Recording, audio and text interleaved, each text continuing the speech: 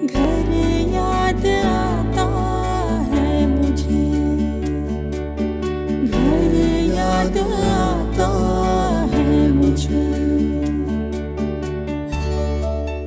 हमारे senior citizens के पास अनुभव की अपार पूंजी है, लेकिन उसका इस्तेमाल करना हम मुनासिब नहीं समझ रहे। हमें इस बात पर ध्यान देने की ज़रूरत है कि वही राष्ट्र आगे बढ़ता है जो बुजुर्गों का सम्मान करता है। ये युवा भारत की तस्वीर है। भारत इंडिया के रूप में बदल गया है। बुजुर्गों की इज्जत करना अब लोग भूलने लगे हैं। अगर हालात यही रहे तो आने वाले वक्त में बच्चों के सवाल होंगे कि चाचा चाची किसे कहते हैं, नाना नानी कैसे दिखते हैं, दादा दादी कैसे होते होंगे।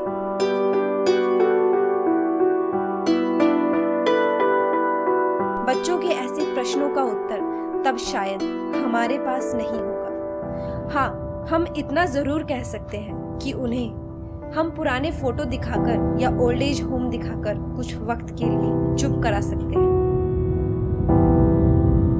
अपने देश में बुजुर्गों के हालात बद से बदतर होते जा रहे हैं।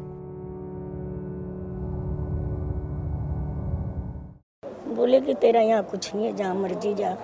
फिर मेरे बेटे वो बोल, मेरी बेटी और दामाद बोले कि पापा जी तुम खर्चा दे दो मम्मी को, कहीं भी रहेंगे।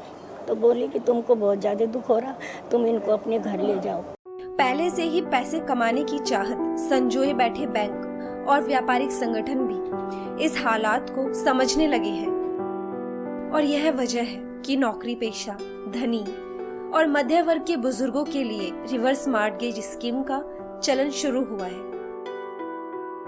यही वजह है कि बैंक किसी बुजुर्ग के मकान को गिरवी रखकर बाजार भाव से उन्हें कर्ज देते हैं, जिससे बुजुर्ग का खर्चा चलता है। फिर उन्हें किसी और के सहारे की जरूरत भी नहीं होती। अब वाइफ की डेथ हो गई, मैं अकेला रह गया, तो मुझे मजबूरी में यहाँ आना पड़ा।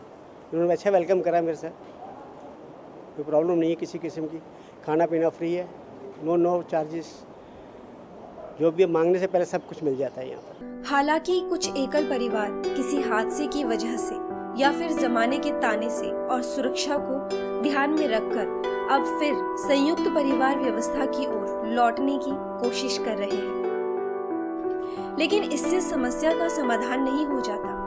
अब जरूरत है अपने आप को बदलने की। इस युवा देश के युवा वर्ग में जागरूकता लाने की।